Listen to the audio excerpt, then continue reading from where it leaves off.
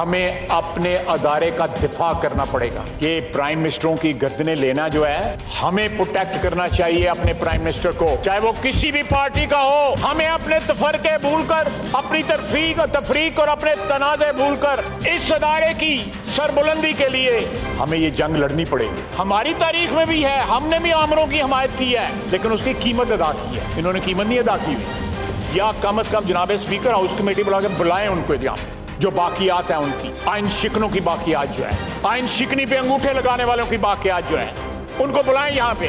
जनाब स्पीकर, इस तरह नहीं होगा। अगर जंग लड़नी है तो फिर जंग हो, यहाँ पे कोई हथियार नहीं डालेगी, पार्लियामेंट हथियार नहीं डालेगी। पार्लियामेंट को हमेशा बंदूक से, हमेशा हथौड़े से डरा के, धमका के, कंप्रोमाइज करने पर मजबूर किया जाता है। अदालत के खिलाफ जंग का नकारा बजाने के बाद आज हुकूमत ने अदालत से बाकायदा जंग का आगाज कर दिया। सुप्रीम कोर्ट से अखराजात का हिसाब मांगा जा रहा है। अरकान असम्बली की तनख्वाहों और मराज से तकाबुली जायजा लिया जा रहा है। एक मुबैना ऑडियो लीक की आड़ में साबिक चीफ जस्टिस के खिलाफ तहकीकात भी शुरू कर दी गई है। अदलिया पर पार्लियामान के मामलात में मदाखलत का इल्जाम लगाया जा रहा है। अदलिया से पूछा जा रहा है कि जो लाखों केसेस ज़ेर अल्तवा है वो क्यों नहीं सुने जा रहे। पब्लिक अकाउंट्स कमेटी ने अदालत उज़्मा की ऑडिट के लिए रजिस्ट्रार सुप्रीम कोर्ट को तलब कर लिया है। Chairman public accounts committee Noor Alam Khan ने कहा, सदर, वज़ीर आज़म, वुज़रा, अरकान पार्लियामेंट और चीफ जस्टिस की तनख्वाहों और मराद का तकाबुली जायजा पेश किया जाए। कमेटी के रुकन डॉक्टर मलिक मुख्तार ने कहा, इस पर तो स्टे हो जाएगा। चेयरमैन पब्लिक अकाउंट्स कमेटी बोले, स्टे आया तो वो दोबारा तलब करेंगे। वज़ीर दिफा ख्वाजा आसिफ ने कहा है, पार्लियामेंट में सुप्रीम कोर्ट की गैर अखलाकी मदाखलत रोकी जाए और उन्होंने अदलिया के एहतसाब के लिए पूरे ऐवान की कमेटी बनाने की तजवीज़ दी है। 4 लाख केसेस पेंडिंग है। ये हमारी अदलिया का हाल है। मातम करने का टाइम है इनका, उनका जो है। बातें इतनी बुलंगो बांग दावे, ये मुकदमे तो निपटाएं। तो जनाब वाला, ये मेरी आपसे सदा है, सारे हाउस की कमेटी बनाई जाए and let's sort it out. गुज़िश्ता रोज भी कौमी असम्बली के इजलास में सुप्रीम कोर्ट को शदीद तनकीद का निशाना बनाया गया था। अदलिया को माजी में किए गए मुतनाज़े फैसले याद दिलाए गए थे। इन फैसलों का हिसाब मांगा गया था। जजेस से कहा गया था कि पार्लियामेंट हथियार नहीं डालेगी, उल्टा अदलिया के तमाम फैसलों का ट्रायल करेगी। जब अदालत ने कौमी असम्बली की कार्रवाई का रिकॉर्ड मांगा तो जवाब दिया गया, हम भी अदालती कार्रवाई का रिकॉर्ड मंगवाएंगे। स्पीकर से कहा गया, सुप्रीम कोर्ट को खत लिखकर जजेस के इजलास का रिकॉर्ड मांगा जाए। यहां तक के रजिस्ट्रार सुप्रीम कोर्ट के वारंट गिरफ्तारी जारी करने की धमकी तक दी गई। ये सामने वाला जो हमारे हमसाये में जो अदारा है, उसने हमसे एक तारीख की प्रोसीडिंग्स मांगी, लेकिन जनाब आला इसी सुप्रीम कोर्ट ने ये कहा कि 2 जज जो हैं वो दस्तबरदार हो गए हैं, बेंच से रिक्यूज कर लिया उन्होंने, और दोबारा 3-2 का जब बेंच बनाया गया, उन्हीं 2 जजों को जो है उधर बैठा दिया। क्या हमें ये कार्रवाई मिल सकती है कि जिनका पहले कहा गया वो रिक्यूज कर लिया, दोबारा फिर उन्हीं को उधर बैठा दिया और उनसे 3-2 का फैसला करवाया गया। I have called the principal accounting officer of Supreme Court of Pakistan. अगर नहीं आए सर, I tell you, मैं उसके लिए वारंट गिरफ्तारी निकालूंगा। इससे पहले जब पार्लियामेंट से मंजूर करदा supreme court practice and procedure bill पर हुक्म इम्तना जारी किया गया तो बिलावल भुट्टो जरदारी ने इसे तौहीन पार्लियामेंट कहा था और जजेस को इस्तेहकाक कमेटी में बुलाने का मुतालबा किया था। तमाम इदारे का ख्याल और इज्जत रखा जाए। इस मुल्क में चंद अनासर की जिद की वजह से बार बार पार्लियामान, जो मदर ऑफ ऑल इंस्टीट्यूशंस है, जो मदर ऑफ द कॉन्स्टिट्यूशन है, इसका तौहीन किया जा रहा है जनाब स्पीकर। इसके साथ साथ पार्लियामान की सतह पर एक साबिक जज का एहतसाब शुरू भी कर दिया गया है। चंद रोज कबल साबिक चीफ जस्टिस साकिब निसार के बेटे की एक मुबैना ऑडियो सामने आई थी, जिससे तासुर मिला था कि साकिब निसार ने उम्मीदवारों को पीटीआई का इंतखाबी टिकट दिलाने के लिए अपना असर व रसूख इस्तेमाल किया और नजम साकिब मुबैना तौर पर इसके बदले 1 करोड़ 20 लाख रुपए का तकाजा कर रहे हैं। स्पीकर कौमी असम्बली ने इस ऑडियो लीक की तहकीकात के लिए 10 रुकनी खसूसी कमेटी बना दी है। इसी ऑडियो की बुनियाद पर इमरान खान और साकिब निसार के खिलाफ इलेक्शन कमीशन में रेफरेंस भी दायर कर दिया गया है। रेफरेंस में कहा गया है कि पंजाब असेंबली उम्मीदवारों से टिकट के बदले रिश्वत ली गई। इलेक्शन कमीशन जिम्मेदारान के खिलाफ करप्शन और करप्ट प्रैक्टिसेस पर कार्रवाई करे। इसके साथ साथ नवाज शरीफ भी मुतालबा कर चुके हैं कि आईन और कानून की खिलाफ वर्जी पर साकिब निसार को जेल में डाला जाए। बात करेंगे। सबसे पहले हमें ज्वाइन किया है सीनियर माहिर कानून जनाब हैदर वहीद साहब ने। हैदर साहब बहुत शुक्रिया। क्या पार्लियामेंट की किसी कमेटी के पास ये इख्तियार, ये इस्तेहकाक है कि वो सुप्रीम कोर्ट के जजेस को बुलाए, उनसे सवाल करे, उनसे पूछे? क्या किसी साबिक जज की भी इंक्वायरी करवाने का इख्तियार है? देखिए, मेरे ख्याल से अभी जो कुछ पार्लियामान की तरफ से हो रहा है वो बेसिकली एक रिएक्शन है कि जो अदलिया इलेक्शन कराने का कह रही है, आज ये इलेक्शन कराने से पीछे हट जाएं तो आप यकीन करें कि ना कोई जुडिशल प्रोनाउंसमेंट की नफ़ी होगी वहाँ से, ना कोई रेजोल्यूशंस आएंगी, ना कोई पब्लिक अकाउंट्स कमेटी उनसे कुछ मांगेगी उनके अखराजात के हवाले से। तो मेरे ख्याल से असल जो वजह है उसको हम एड्रेस नहीं कर रहे, और वो वजह ये है कि इलेक्शन और ये मुज़ाकरात इसलिए ट्रबल में हैं क्योंकि अभी नवाज शरीफ साहब को अहल होना है, पलड़े कुछ बराबर होने हैं, इमरान खान साहब की रेड लाइन को रैशनलाइज होना है, और जब तक ये इश्यूज रिजॉल्व नहीं होंगे तो ये तो देखें पार्लियामान वर्सेस जुडिशरी एक क्रिएट किया है इन्होंने नैरेटिव, जो कि कामयाबी से क्रिएट किया है। बहुत बड़े अरसे से खान साहब के नैरेटिव चल रहे थे, ये पहली दफ़ा है बहुत अरसे में कि वोट को इज्जत दो के बाद कोई नैरेटिव बनाया है PML नून ने, और एक हद तक कामयाबी से बनाया है कि उन्होंने वो ये दिखा रहे हैं कि ये पार्लियामान पे हमला हो रहा है और पार्लियामान अपनी साख के लिए खड़ी हो रही है और पार्लियामान सॉवरन है, जैसे कि आइन जो है वो उससे मावरा है, जैसे कि कोई आइन जो है वो उसके वो पाबंद नहीं है। हालांकि ऑब्वियसली ऐसा नहीं है, ना जुडिशल प्रोनाउंसमेंट पे वो रेजोल्यूशंस के जरिए इन अपील बैठ सकते हैं। ये सब कुछ जो हो रहा है मेरे ख्याल से उससे ज्यादा जो सही पिक्चर पेंट कर रही हैं वो मरियम नवाज साहब हैं, क्योंकि वो साफ साफ ये कह रही हैं कि भाई पलड़े बराबर करें, जो नवाज शरीफ के साथ हुआ है वो उसका अजाला करें। इमरान खान जो है उसको उसी चीज से गुजरना है जिस चीज से नवाज शरीफ गुजरा है, तो जाके ये फेज क्लोज होगा। और ये वो फेज है जो कि उस वक्त खान साहब को के धरनों को मैन्युफैक्चर करके उनको सामने लाया गया, फिर नवाज शरीफ साहब को निकाला गया, फिर उनको बैलेट से भी हटाया गया, जेल में भी डाला गया, कैंपेन से महरूम किया गया, हुकूमत से महरूम किया गया, और उसके बाद फिर हम देखते हैं 6-6 महीने तक इनकी बेलें नहीं होती नून वालों की। इमरान खान साहब को फिर जो है वो सिंध हाउस के जो है वो क्लाउड में निकाल भी दिया जाता है, फिर स्वाति साहब, ठीक है, सब कुछ का क्लोज क्रोनोलॉजिकल ऑर्डर है जिसको आपने डिस्कस किया, बिल्कुल ठीक है, ऐसा ही हुआ सर। बट अभी सर 10 सवाल ये है कि किस हद तक ये जा सकते हैं, मतलब एक तो क्या अदलिया को इस तरह से अंडरमाइन किया जा सकता है या ऐसा करने से ट्रांसपेरेंसी बढ़ेगी? क्या पार्लियामेंट के पास ये इस्तेहकाक है, पार्लियामेंट्री कमेटीज के पास ये इस्तेहकाक है कल को वो जजेस को बुलाना शुरू कर दे? नहीं, आईनी तरमीम के बगैर ये नहीं हो सकता कि जजों को वो बुला के समन करके जो है वो उनकी पूछताछ करें। अच्छा, वो not even public accounts committee. देखें, सुप्रीम जुडिशल काउंसिल में मिसकॉन्डक्ट या किसी भी और तरह से नाअहली के हवाले से प्रोसीडिंग्स चलती हैं जज साहिबान की, उनकी कोई खुद बोल्ड अलेजेड और अदरवाइज सही या गलत उसको पार्लियामान नहीं देखता। पार्लियामान जो है वो आईनी तरमीम करके, अमेरिका में ये होता है, अमेरिका में फिर एक और बात बताइए हैदर भाई, एक और बात बताइए सर। अभी जिस तरह से एक और स्पीकर ने भी एक कमेटी कॉन्स्टिट्यूट की है जो साकिब निसार की मुबैना ऑडियो की तहकीकात करेगी। Now he is an ex chief justice. अगर ऐसा हो सकता है तो इस तरह से तो ऑडियो लीक, हाजिर सर्विस जजेस भी ऐसे हैं जिनकी मैं नाम नहीं लेता मगर उनकी आई है, तो क्या उनकी ऑडियो लीक्स पर भी तहकीकात हो सकती है सर?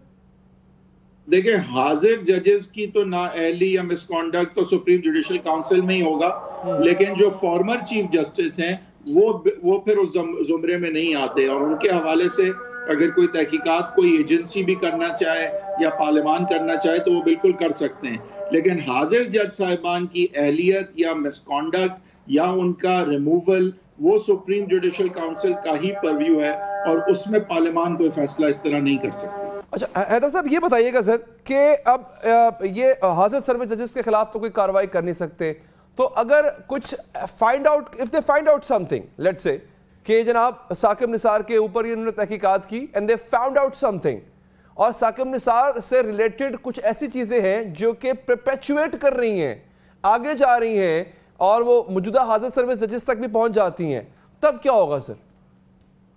उस सूरत में दो चॉइसेस हैं, एक तो प्रेसिडेंट रेफरेंस भेज सकता है जो कि जाहिर है ये प्रेसिडेंट शायद नहीं भेजेंगे, तो दूसरी सूरत में कंप्लेंट फाइल हो सकती है सुप्रीम जुडिशल काउंसिल में जो कि वो कन्वर्ट कर सकते हैं रेफरेंस में और फिर मामला आगे चल सकते हैं। वहां भी चीफ जस्टिस साहब लेकिन खुद बैठे हुए हैं अभी तो, लेकिन बहरहाल चीफ जस्टिस बदलते भी हैं।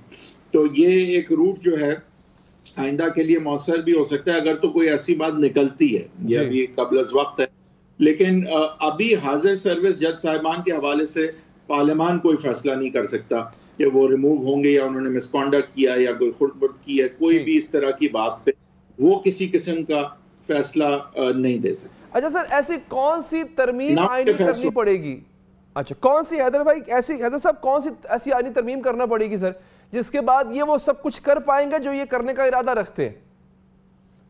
आर्टिकल 209 को अमेंड करना पड़ेगा इन्हें और ये कहना पड़ेगा कि सुप्रीम जुडिशल काउंसिल ही नहीं या सुप्रीम जुडिशल काउंसिल नहीं बल्कि ये सेनेट की कमेटी या जॉइंट सेशन की कोई कमेटी या कोई नेशनल असेंबली की कमेटी के सामने जवाबदेह होंगे जजेस, और वहाँ पे उनकी जो है पूछगछ होगी तैनाती के हवाले से भी, मिसकॉन्डक्ट के हवाले से भी, वगैरह वगैरह। ये आईनी तरमीम से हो सकता है। सवाल ये उठेगा कि हमारा क्या ओरिजिनल स्ट्रक्चर की डॉक्ट्रिन चलती है और क्या ये जब आप जो है जज करते हैं जजेस को इस तरह उनके मिसकॉन्डक्ट को वगैरह या तैनाती को, तो क्या ये इंडिपेंडेंस ऑफ जुडिशरी में वो वाली इंटरफियरेंस तो नहीं है जो कोई बेसिक स्ट्रक्चर प्रोहिबिट करता है? अगर तो कोई बेसिक स्ट्रक्चर हमारे आइन में है, एक प्लुरैलिटी एक जजमेंट में जजेस की कह चुकी है कि है, लेकिन कोई एज सच ठोस अभी तक इस पे जो है वो व्यू नहीं है कि ये तो क्या कोई बेसिक स्ट्रक्चर हमारे डाउन कर सकती है बाद में इफ इट डीम्स फिट कि हाँ भाई ये इस काबिल ही नहीं है, it violets the basic structure of the constitution.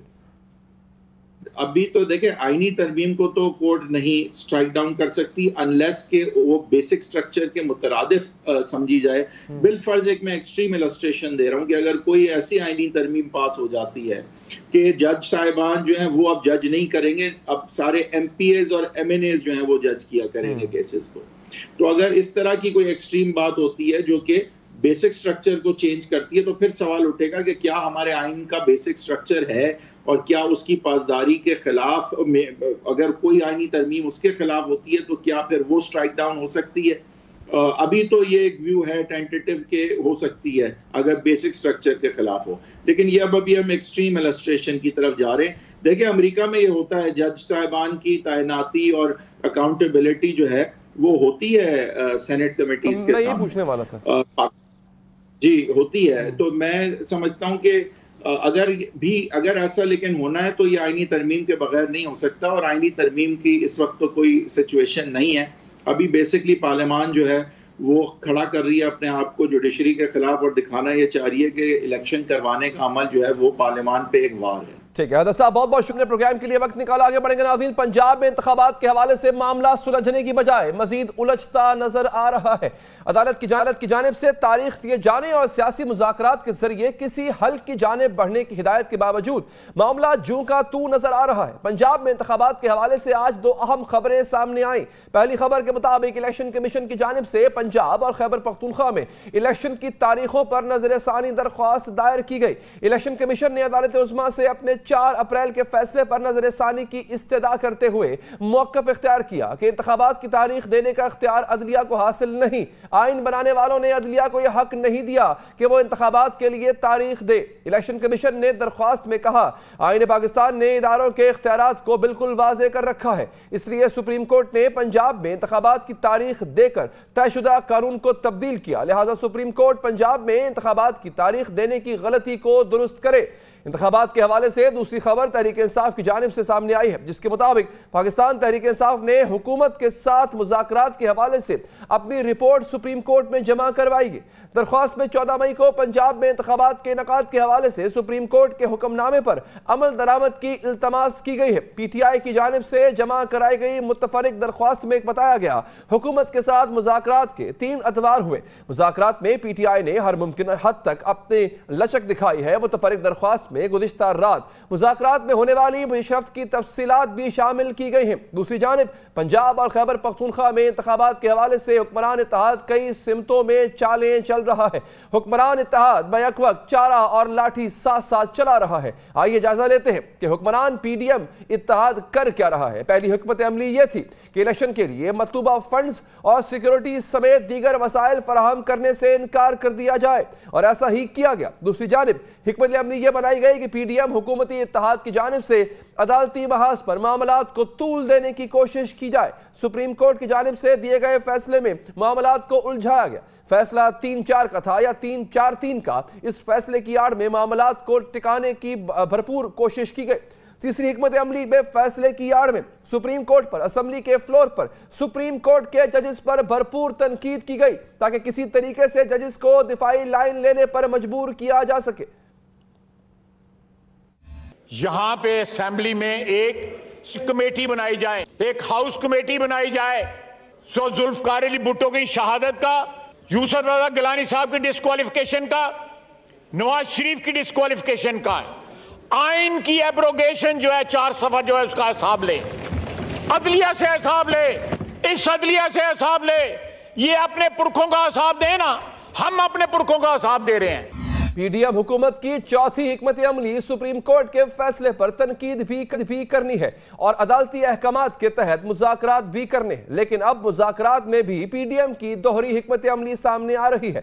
एक जानिब मुज़ाकरात में बात आगे बढ़ने की नवीज सुनाई जाती है तो दूसरी जानिब मुज़ाकरात पर भरपूर तनकीद की जाती है। इसी पर इक्तफा नहीं किया जाता बल्कि मुज़ाकरात के साथ साथ इंतकामी कार्रवाइयों की सिलसिला भी जोरों शोर से आगे बढ़ रहा जा रहा है। गुज़िश्ता रात होने वाले मुज़ाकरात के बाद यही सब कुछ देखने में मिला। गुज़िश्ता रात 2 घंटे के मुज़ाकरात के बाद इसहाक डार साहब बाहर आए और मुज़ाकरात को खुशाइन करार दिया। इसहाक डार ने कहा कि मजमूई नतीजा मस्बत निकला है। एक बातचीत पर इत्तफाक है कि मुल्क में एक ही दिन तमाम इंतखाबात होने चाहिए और सूबों में अलग या मुख्तलिफ तारीख पर इंतखाबात की कोई बात नहीं है। निगरान सेटअप की तश्कील और नताइज को तस्लीम किया जाएगा। दोनों साइड्स ने बड़े मुस्बत तरीके से तमाम चीज़ों को डिस्कस किया और उसकी जो नेट आउटकम है वो मेरे नज़दीक पॉजिटिव है। एक तो इस चीज़ पे कंसेंसस है कि मुल्क में एक ही दिन तमाम इलेक्शंस होने चाहिए और एक सूबे में या 2 सूबों में अलग इलेक्शन, और दोनों जो साइड्स हैं इस बात पर इत्तफाक कर चुकी हैं कि एक ही दिन मुल्क में इलेक्शन बेहतरी है। दूसरी जो मुस्बत उसमें आउटकम है वो ये है कि जब भी जो भी डेट तयन होगी उस दिन जो इलेक्शन होंगे पूरे मुल्क में केयर टेकर हुकूमतें होंगी। शाह महमूद कुरैशी ने मुज़ाकरात के बाद मीडिया से गुफ्तगू करते हुए कहा कि मुज़ाकरात में मस्बत पेशरफ्त हुई। सुप्रीम कोर्ट के फैसले पर आइन की रूह के मुताबिक अमल दरामद के लिए हमने तजवीज़ दे दी थी। पीटीआई कौमी असम्बली में वापस जाने और आइन में तरमीम के लिए भी आमादा है। उन्होंने कहा था कि हमारी तजावीज़ मस्बत और काबिल अमल थी मगर सरकारी दोस्तों को तस्लीम करते हुए वक्त दिक्कत हो रही है। हम इस नतीजे पे पहुंचे कि पंजाब और प्रोविंशियल असेंबलीज ऑफ सिंध और बलूचिस्तान हमारी तो 2 हो गई है ना, नेशनल असेंबली, सिंध असेंबली और बलूचिस्तान की assembly should be dissolve on और बिफोर 14th of May। फिर 60 दिन के अंदर होने चाहिए और इस 60 दिन की इलेक्शन को हासिल करने के लिए, क्योंकि ये 90 दिन से आगे चले जाते हैं, तो फिर हमें इन्हें कॉन्स्टिट्यूशनल कवर देना होगा और उस कॉन्स्टिट्यूशनल कवर के लिए तहरीक इंसाफ नेशनल असेंबली में जाने के लिए तैयार है। एक तरफ मुज़ाकरात की बात की जा रही है, दूसरी जानिब पीडीएम हुकूमत के बाकी लीडर्स की जानिब से मुज़ाकरात पर सवालात उठाए जाते हैं, तनकीद की जाती है।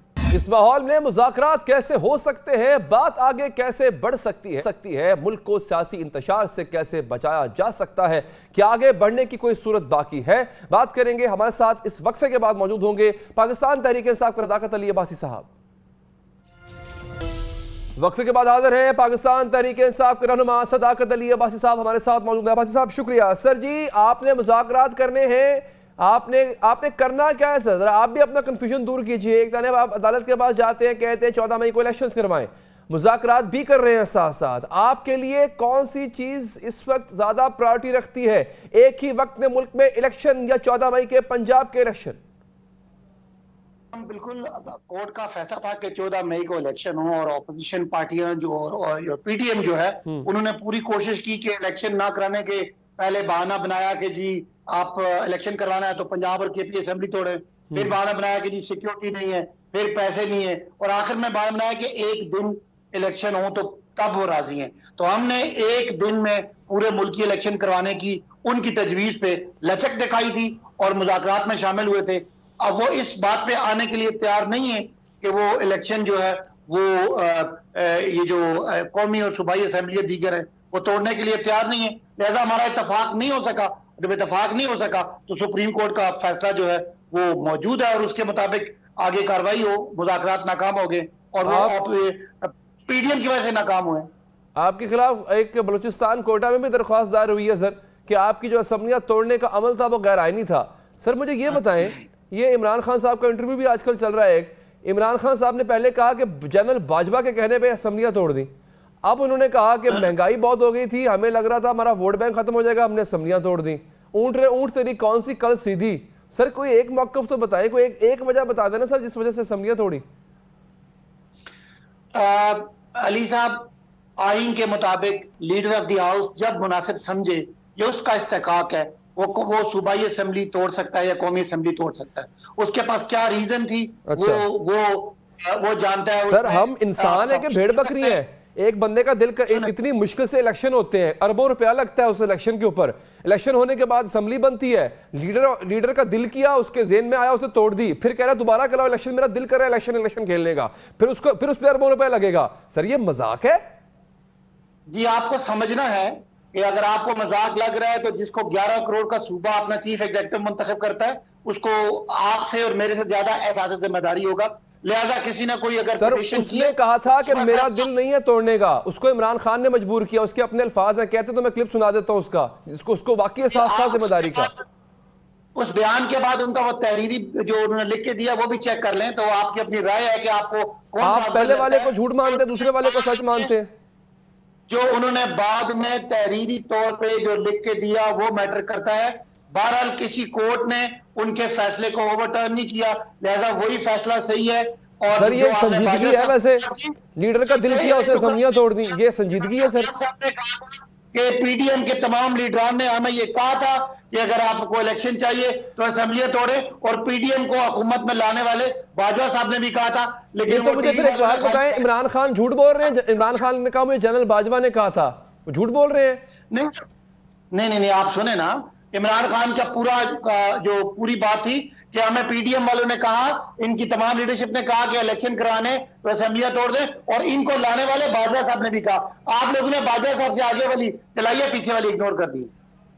नहीं मुझे एक बात बताना, लीडर का जो दिल, मुझे ये तो प्रॉब्लम है, जब लीडर इतना कंफ्यूज लीडर होगा तो कैसे 11 करोड़ आवाम उस पर यकीन करें। पहले कहता है पीडीएम पे तोड़ी, पीडीएम के कहने पे तोड़ी, फिर कहता है जनरल बाजवा के कहने पे तोड़ी, अब कहते हैं जनाब महंगाई बहुत हो गई थी, वोट बैंक खराब हो रहा था इसलिए तोड़ी। मुझे इन तीनों में से कोई एक बात बता दें, इन तीनों में से कोई एक बात बता दें सर, कौन सी सच्ची है? अच्छा, आपने कहा कि इतना कंफ्यूज लीडर है तो कौन कैसे फैसला करे? ये कौन पे छोड़ने, आपको इलेक्शन आएगा पता चल जाएगा कि कौन किसके साथ है। चले मेरे सवाल, या मैं हार गया, मैं जीत गया सर, इस पे आप, इस आर्गुमेंट में आप जीत गए। मुझे 3 सवाल ये बता दें, इन 3 बातों में से कौन सी बात सही है सर? बाजवा ने कहा है, पीडीएम ने कहा है, या महंगाई बढ़ गई थी? इन तीनों में से कौन सी बात सही है? देखिए, वाज़ेह बात यह है कि हम सब ने असेंबली इसलिए, हमने रिजाइन इसलिए किया था, असेंबली इसलिए तोड़ी थी कि मुल्क एक माशी बुरान की तरफ जा रहा था और पीडीएम ने एक पॉलिटिकल कियोस रिजीम चेंज के बाद पैदा कर दिया था। हमारी सारी बातें साबित हो गई। आज महंगाई भी तारीख की पीक पे है, आज बेरोजगारी भी पीक पे है, आज डॉलर भी पीक पे है, मईशत की मनफी तमाम चीजें पीक पे। हम सही थे ना? यानी बाजवा वाली बात गलत थी, बाजवा पे इल्जाम लगाया आपने। सुने, हम मुल्क में सियासी इस्तेकाम लाना चाहते थे ताकि मुल्क में माशी इस्तेकाम आए। वेरी गुड, ये अच्छी बात है, अच्छी नीयत है। ना सियासी इस्तेकाम आया, ना माशी इस्तेकाम आया। आपके चैंपियन इसहाक डार आज तक तो नहीं, अभी उधर नहीं जाना सर, इधर वापस इस पे आते हैं भाई साहब, वापस इस पे आते हैं। यानी आप, मैंने कहा तीनों में से कौन सी बात सच्ची है? आपने कहा ये महंगाई वाली बात सच्ची है, वेरी गुड। यानी बाजवा वाली बात झूठ थी, बाजवा पे इल्जाम लगाया गया फजूल में, पीडीएम वाली बात भी झूठ थी। ये पहले वाली 2 बातों को मैं झूठ मान लूं कि इमरान खान ने ये 2 बातें एम ही कह दी। अगर मुझे आप 15 सेकंड है तो मैं आपको पूरा सीरीज ऑफ इवेंट समझा दूं, अगर मुझे इंटरप्ट ना करें। हम समझते थे कि मुल्क में नया इलेक्शन जो है वो इस मुल्क को इस मुश्किल से निकाल सकता है। ठीक है सर। उसके लिए सब लोगों ने कहा कि अगर आप पंजाब और केबी असेंबली तोड़ दें तो मुल्क इलेक्शन की तरफ चला जाएगा। हमने तोड़ दी। उसमें बाजवा ने कहा, मरियम ने कहा, शहबाज ने कहा, फजल रहमान ने कहा या पीपल्स पार्टी ने कहा, ये सब ने कहा, वो मैटर नहीं करता। हम खुद कन्विंस थे कि इलेक्शन करवाएंगे, नई गवर्नमेंट आएगी, वो मुश्किल मसले फैसले करेगी तो पाकिस्तान के लोग इस जालिम महंगाई से और इस बेरोजगारी से बच सकेंगे। हमें आपने कामयाब नहीं होने दिया, इसलिए पाकिस्तान नाकाम है। अच्छा, वैसे अब अगला सवाल, यानी ये वो इमरान खान है जो मरियम के कहने में भी आ जाता है जो पीडीएम के कहने में भी आ जाता है, जो बाजवा के कहने में भी आ जाता है, ये जानते हुए भी कि बाजवा ने उनके पीठ में छुरा घूंपा। ये हाजिर सर्विस जनरल बाजवा की बात नहीं कर रहा, ये मैं रिटायर्ड जनरल बाजवा की बात कर रहा हूं कि जिनके बारे में खान साहब पहले कह चुके थे कि इसने मेरी पीठ में छुरा घूंपा। उसके मोमिन एक सुराग से एक दफा डसा जाता है सर, 2 दफा नहीं। फिर बाजवा पे यकीन कर गए आप। देखें 14 पार्टियां हुकूमत में, 15वीं पार्टी हमारी है, इन्होंने मिलकर इलेक्शन लड़ना है। अगर एक 15वीं पार्टी को इलेक्शन चाहिए और 14 पार्टियां भी कह रही हैं और उनके लाने वाले बाजवा भी कह रहे हैं, तो फिर तो इलेक्शन होना चाहिए ना। या तो ये सारे फिर नौसरबाजी कर रहे थे, तो इसमें आपको क्या इतराज है? अगर मरियम भी, फजल रहमान भी, पीपल्स पार्टी भी, वो सब इलेक्शन के प्लेयर्स हैं, वो तो है, और गवर्नमेंट में भी हैं, तो उनकी बातें और हमारी बातें मैच कर जाएं, इसमें अली अदर को क्या मसला है? सर वो ये बात तो अमेरिका भी कह रहा था ना इलेक्शंस वाली, तो वो तो आप अब तो अमेरिका में आप लॉबिंग कर रहे हैं, अब तो आप उनकी एम्बेसी के लोगों को आप मिल रहे हैं, उनको अपना इकोनॉमिक रिवाइवल। ऐसा ये बड़ी मजे की बात है। भाई साहब जरा ये सवाल लीजिएगा, लुत्फ आएगा इंशाल्लाह आपको। ये सवाल लीजिएगा, मुझे अमेरिका ने निकाला, अमेरिका ने की साजिश, वेरी गुड, अमेरिका मुर्दाबाद, हम कोई गुलाम है? हम गुलाम नहीं है, एब्सोल्युटली नॉट। अब तहरीके इंसाफ अमेरिका को अपना इकोनॉमिक रिवाइवल प्लान दे रही है कि सर ये देखें हमने घर का खर्चा यूं चलाना है। भाई मैं अपने हमसाये को क्यों बताऊं मेरे घर का खर्चा कैसे चलेगा? और लॉबिंग भी कर रही है। अब ये कैसे हो रहा है सर? अब पहली बात तो आपकी ठीक है, चले मैंने तस्लीम कर लिया, हम बिल्कुल गुलाम ना थे, ना है, ना आइंदा होंगे। एक पाकिस्तान, एक दुनिया की एक सबसे बड़ी मईशत जिसकी इन्वेस्टमेंट से पाकिस्तान ऊपर जा सकता है, उसको पाकिस्तान के बचाने का प्लान देके उसको पाकिस्तान से माशी ताल्लुकात कायम करने में आपको क्या इतराज है? हम ये करना चाहते हैं कि पाकिस्तान को ये मौजूदा, तो सर जब आप उस पर इल्जाम लगा रहे थे, पाकिस्तान के ताल्लुकात खराब कर रहे थे अमेरिका के साथ, तब आपको याद क्यों नहीं आया कि हमारा सर्वाइवल उनके बगैर नहीं है? तब आप तो ललकार रहे थे उनको। ये आप दो बातें कर रहे हैं। अगर अमेरिका के कहने पे पाकिस्तान में गवर्नमेंट बदलती है, ये हमें कबूल नहीं है। अगर अमेरिका की इन्वेस्टमेंट पाकिस्तान में इक्वल टर्म पे आती है, ये हमें कबूल है। अगर अमेरिका समझता है कि पाकिस्तान का इकोनॉमिक सर्वाइवल नहीं है, हम उसको सर्वाइवल का प्लान बता रहे हैं कि आप दुनिया की सबसे बड़ी मैशत है, आप पाकिस्तान में इन्वेस्ट करें, तो मेरा ख्याल है ये दो अलग बातें। आज भी हम गुलाम नहीं है और एब्सोल्युटली नॉट, लेकिन हम दोस्त हैं और हम मुआशी पार्टनर्स के तौर पे। अच्छा सर, वैसे अब यहाँ पे थोड़ी सी ना आपकी कैपेसिटी पे सवाल उठता है। अब मैं अगला सवाल आपकी कैपेसिटी पे उठाते हैं। किस तरह से आपको पहले पता नहीं था कि अमेरिका है, आपने अमेरिका का नाम ले लिया, बाद में आपको पता चला कि ओहो ये तो बाजवा था, आपने बाजवा का नाम ले लिया। बाद में आपको बाजवा ने कहा कि असम्बलियां तोड़ दो, आपने तोड़ दी। मरियम ने कहा तोड़ दो, आपने तोड़ दी। बाद में आपको पता चला कि ओहो मरियम और बाजवा हमारे साथ धोखा कर गए। हालांकि बाजवा उससे पहले धोखा कर चुका था आपके साथ, क्योंकि आपके खिलाफ अदम एतमाद बाजवा लेके आए। ठीक है, आपको पता चला बाजवा लेके आए, आपने कहा ओहो बाजवा तो मतलब गलत आदमी है, लेकिन उसके बावजूद आपने बाजवा की बात मान के असम्बलियां तोड़ दी। अब मुझे बताएं, अवाम ऐसी पार्टी पे और ऐसे लीडर पे कैसे एतमाद करे जो हर दूसरे बंदे की बातों में आ जाता है? अच्छा, पिछली सवाल का ये जो मरियम वाली और बाजवा वाली बात का तो मैं जवाब दे चुका हूं। ये जो आपने कहा कि पहले साजिश किसने की, तो जरूर है कि साजिश यहां पे एग्जीक्यूट बाजवा के जरिए हुई और डोनाल्ड लू का वो साइफर आज भी हकीकत है। और पाकिस्तान को कहा गया कि पाकिस्तान अगर इमरान खान को तब्दील ना किया तो उसको सीरियस कॉन्सिक्वेंसेज होंगे। ये सारी बातें ठीक है। हाँ, एक हमने तब्दीली की। हमारा ख्याल था कि ये साजिश स्टार्ट अमेरिका से हुई और बाजवा उसमें बाजवा का रोल था, लेकिन बाद में हमने कहा नहीं, हकायक जब हमने वापस रिवर्स इंजीनियरिंग की तो वो बाजवा ने अमेरिका को कन्विंस किया कि इमरान खान अमेरिका का मुखालिफ है, लिहाजा वो। और उसके बाद आपने बाजवा की बात मान के, जब आपने रिवर्स इंजीनियरिंग की, आपको बाजवा की हकीकत का पता चला, तो उसी बाजवा की बात मान के आपने असम्बलियां भी तोड़ दी। ये क्या है? तीन दफा बात कर चुका हूं, आप 3 दफा वही सवाल कर रहे हैं। हमने बाजवा पे कहने पे नहीं, पीडीएम के जवाब क्यों नहीं मिला मेरे सवाल का? पाकिस्तान के तमाम पॉलिटिकल स्टेक होल्डर्स और नॉन पॉलिटिकल स्टेक होल्डर्स का मशवरा माना कि अगर इलेक्शन चाहिए तो ये करें। इलेक्शन हमें अपने लिए नहीं चाहिए, पाकिस्तान को स्टेबिलिटी के लिए चाहिए। इलेक्शन पंजाब का चाहिए, केपी का क्यों नहीं चाहिए आपको? सिर्फ पंजाब का चाहिए इलेक्शन? केपी का इलेक्शन क्यों नहीं चाहिए सर आपको? सिर्फ पंजाब का इलेक्शन मांग रहे हैं हम बिल्कुल केपी का इलेक्शन में चाहिए। उसमें कुछ सुप्रीम कोर्ट में कोई लॉजिक आई थी, आज हम लोग पेशावर हाई कोर्ट में पहुंच गए कि केपी का इलेक्शन भी दे। बिल्कुल अच्छा, मुज़ाकरात करेंगे सर क्या? अब चूंकि आपने इलेक्शन का कह दिया 14 मई को इलेक्शन करवाओ जी, करवाओ, तो आप मुज़ाकरात भी साथ साथ करेंगे या नहीं करेंगे? अब देखिए, मुज़ाकरात तो हम शहबाज शरीफ को बचाना चाह रहे थे कि शहबाज शरीफ पे तौहीन अदालत आ जाएगा और आर्टिकल 6 आ जाएगा। इतना प्यार आ गया सर शहबाज शरीफ पे। इतना प्यार शहबाज शरीफ। 14 मई को इलेक्शन अगर नहीं करवाते तो उन पे कंटेम्प्ट लग जाएगी। तो ये तो सुप्रीम कोर्ट का ऑर्डर है कि आपकी बला से सुने ना, सुन फिर हमें बात पूरी जाने दे। और अगर उनको कोई इसमें कोई मार्जिन आता है तो फिर हम बैठ के वो असेंबलियां तोड़ दें, हम बैठ के आइन में तरमीम कर लेंगे और उनको मार्जिन मिल जाएगा। अब उन्होंने हमारी बात नहीं मानी। सर वैसे अजीब बात है, कोर्ट जाने जितने साल आप जितने साल इक़्तिदार में रहे, आप कहते थे कि इनको तो पकड़ के जेलों में डालेंगे, इनके एसी भी उतार लेंगे। आज आपको प्यारा आ रहा है उन पे कि शहबाज शरीफ को बचा लिया जाए किसी तरह से। बड़ी हैरानी की बात है। खैर हम आज भी उनकी करप्शन वाले मामला पे वही मौका रखते हैं, लेकिन इलेक्शन में हम हमेशा उनसे मुज़ाकरात करने के लिए तैयार थे और हम चाहते थे कि शहबाज शरीफ को कुर्बान होने की बजाय इलेक्शन मिल जाए, मुल्क बचे। चले ठीक है सर, अल्लाह करे आपका मौक़िफ़ एक रहे। उसी का तो मसला है, मौक़िफ़ एक रहता नहीं है। बहुत बहुत शुक्रिया आपका जनाब अब्बासी साहब, आपने वक्त निकाला, हमें ज्वाइन किया है। सीनियर एंकर पर्सन जनाब आदिल शाहज़ेब साहब ने सर बहुत शुक्रिया, आपने प्रोग्राम के लिए वक्त निकाला। आदिल साहब सर ये डुअल गेम चला रहे हैं या आपको लगता है पीटीआई इज क्लियर नाउ? हालांकि expecting clarity in this scenario is a very difficult thing, but do you believe कि नाउ दे आर क्लियर और ये मुज़ाकरात नहीं करेंगे? मुज़ाकरात अगर नहीं करेंगे तो दूसरी जानिब हम देखते हैं कि they are not ready, they do not intend to conduct elections. Government की बात कर रहा हूं सर, पीटीएम की बात कर रहा हूं। ये होगा क्या?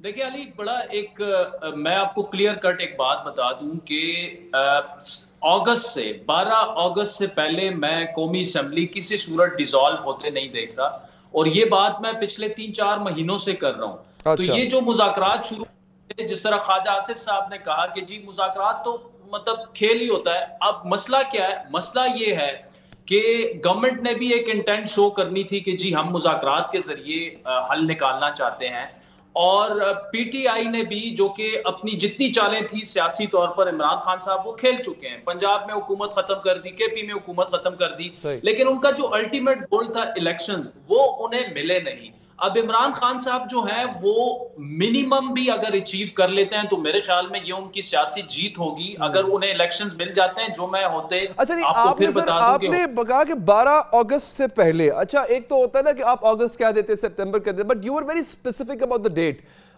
कुछ इशारा तो आपने दे दिया, लेकिन नाजरीन की आसानी के लिए जरा बता दें ये 12 अगस्त आपने क्यों कहा? किसी खास अपॉइंटमेंट की बात होगी या वजह क्या है इसकी? सर नहीं, 12 अगस्त को नेशनल असेंबली डिसॉल्व होनी है। अच्छा, अपनी टर्म पूरी कर, कोई कॉन्स्पिरेसी थ्योरी नहीं है इसके पीछे? अच्छा जी, उसके बाद अगर 11 अगस्त को डिसॉल्व हो जाती हैं तो फिर 3 महीने मजीद हुकूमत को मिल जाएंगे।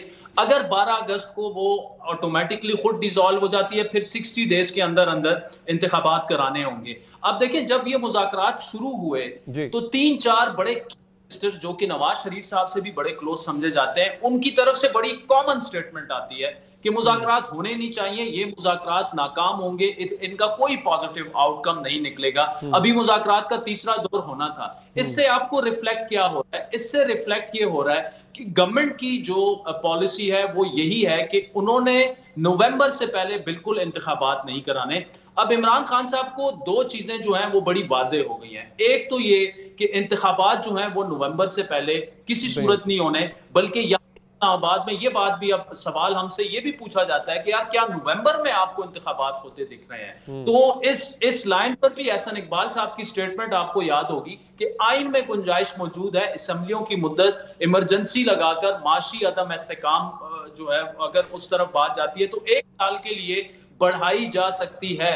अब इस पूरी गेम में अगर लूजिंग एंड पे हमें कोई नजर आ रहा है तो वो इमरान खान साहब नजर आ रहे हैं, क्योंकि उनके लिए चैलेंजिंग चीज क्या है? उनके लिए चैलेंजिंग इस वक्त ये है कि उन्होंने अवाम का जो एक मोमेंटम बनाया है, वो मोमेंटम वो कैसे बरकरार रखते हैं। वो भी ऐसे आपको नहीं लगता कि अगर ये इसको नवंबर तक लटका भी लेते हैं या इवन फर्दर देन दैट, तो ये जो इस वक्त मुल्क के हालात हैं, जो उनकी कारकर्दगी है, वो तो कोई बेहतर होती नजर नहीं आ रही है। इमरान खान के पास एक लीवरेज रहेगा टू ग्रिल देम कि ये नालायक हैं, इनसे कुछ हुआ नहीं। वो मोमेंटम बरकरार रह नहीं पाएगा क्या इमरान खान का?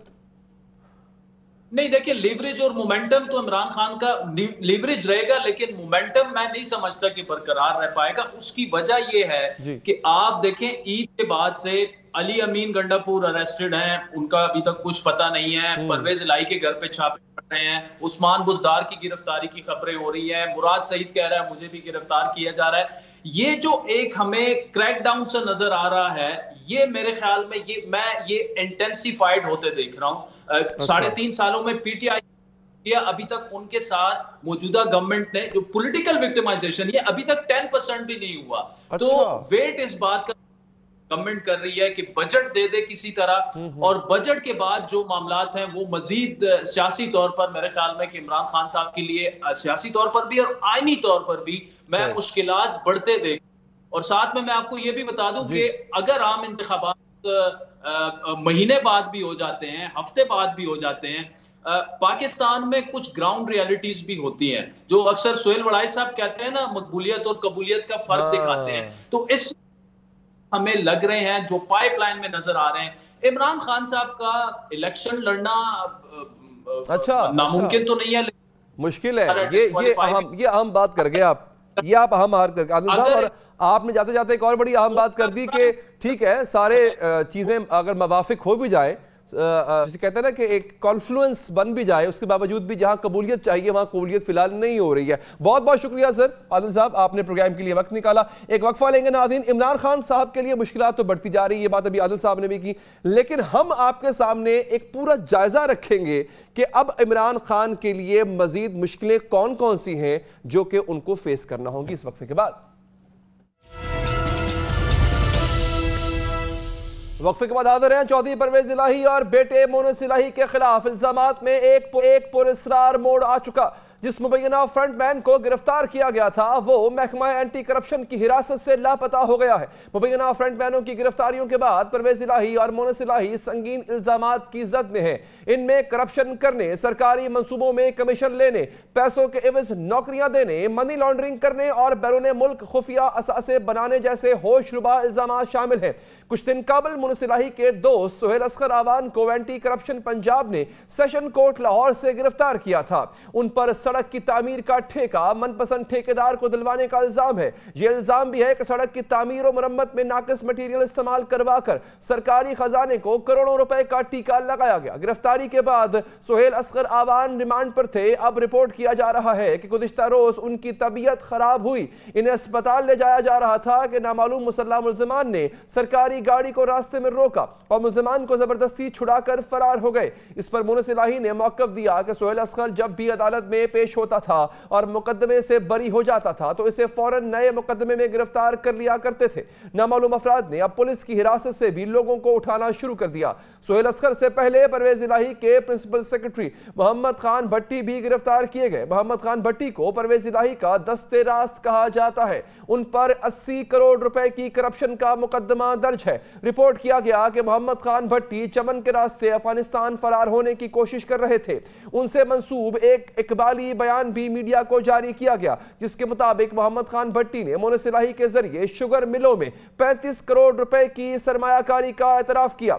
मीडिया में जारी करदा इकबाली बयान में यह भी दर्ज है कि मोहम्मद खान भट्टी ने चौधरी परवेज इलाही के कहने पर पंजाब में 500 अफराद भर्ती किए। बयान में कहा गया है कि परवेज इलाही और मोनस इलाही ने गुजरात में 50 लाख के टेंडर्स में 35% कमीशन लिया। इन्हीं मोहम्मद खान भट्टी की एक वीडियो भी मंजर आम पर लाई गई जिसके में कह रहे थे कि परवेज इलाही एक जज के बेटों के लिए ट्रांसफर और पोस्टिंग में सहूलतकारी करते थे ताकि वो पैसे कमा सकें। बदले में परवेज इलाही अदलिया से अपनी मर्जी के फैसले करवाते हैं।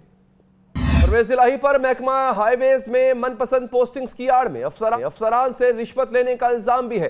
परवेज इलाही पर एक इल्जाम यह भी है कि उन्होंने गैर मुल्की कंपनी को वाजिबुल अदा 3 अरब रुपए अदायगी के एवज 12 करोड़ रुपए रिश्वत ली। महकमा एंटी करप्शन परवेज इलाही की गिरफ्तारी के लिए लाहौर और गुजरात में उनकी रिहाइश गाहों पर छापे भी मार चुका है। राना सनाउल्लाह परवेज इलाही पर मनी लॉन्ड्रिंग का इल्जाम भी लगा चुके हैं। ये कह चुके हैं कि परवेज इलाही ने अपनी 2-2.5 माह की हुकूमत में बोरियां भर भर कर जहाजों में डालकर पैसे बाहर भेजे। जिस हैरत अंगेज फुर्ती से परवेज इलाही ने लाहौर का मरका मास्टर प्लान बदला था उससे भी शकूक व शुबहात पैदा हुए थे और इल्जामात लगाए गए थे। इस प्लान के तहत लाहौर की 9 लाख एकड़ ग्रीन लैंड को ग्रे में कन्वर्ट किया जाना था। महकमा माहौलियात समेत दीगर मुतल्लिका इदारों और अवामुन्नास ने मास्टर प्लान पर 127 एतराजात किए थे, लेकिन परवेज इलाही की हिदायत पर यह एतराजात नजरअंदाज किए गए और मास्टर प्लान में तब्दीली इंतहाई जल्दबाजी में मंजूर कर ली गई। इस वक्त भी यह इल्जाम सामने आया था कि परवेज इलाही ने यह प्लान मंजूर करके मंजूर नजर अफराद और मनपसंद सरमायाकारों को फायदा पहुंचाया है।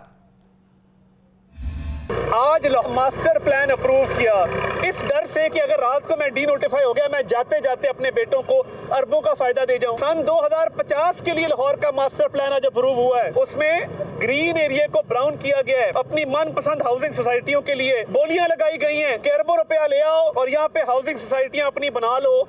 साबिक सदर परवेज मुशर्रफ के दौरे हुकूमत में जब परवेज इलाही पंजाब के वजीर आला थे तो इमरान खान इन्हें पंजाब का सबसे बड़ा डाकू कहते थे। फिर जब इमरान खान वजीर आजम बने और परवेज इलाही उनके इत्तेहादी बने तब भी डाकू करार देने से मुतालिक सवाल हुआ तो इमरान खान ने इल्जाम से इनकार करने के बजाय खामोशी इख्तियार। मोनस इलाही के बैरून मुल्क असासे भी सवालात की जद में आ चुके हैं। नैब के खत पर स्पेन के हुकाम ने जायदादों की तफसीलात फराहम की। जरा के मुताबिक स्पेन में चौधरी खानदान के असासा जात में 3 पार्किंग प्लाजे और 1 स्टोरेज हॉल भी शामिल है। इस पर मोनस इलाही का मौक़िफ़ सामने आया था कि उनके तमाम असासे डिक्लेयर्ड हैं। अगर उनके असासों में कोई इजाफा हुआ तो वो 30 जून के बाद हुआ और आइंदा के टैक्स रिटर्न्स में जाहिर कर दिया जाएगा। पेंडोरा पेपर्स में भी मोनस इलाही का नाम सामने आया। मोनस इलाही की सिंगापुर की एक वेल्थ मैनेजमेंट फर्म के साथ खतो किताबत सामने आई थी। वो पाकिस्तान में एक जमीन के फरोख से हासिल होने वाली $3 करोड़ से ऑफशोर ट्रस्ट बनाना चाहते थे और फिर लंदन में 50 लाख पाउंड से ज्यादा मालियत का एक अपार्टमेंट भी सामने आया था जिसकी मालिक मोनस इलाही की अहलिया तहरीम इलाही है। तहा मोनस इलाही ने उस वक्त ट्वीट की थी कि उनको कोई ऑफशोर कंपनी नहीं है। इसके साथ ही प्रोग्राम का वक्त यहां पर खत्म हो जाता है। नाज़रीन मुझे दीजिए इजाजत।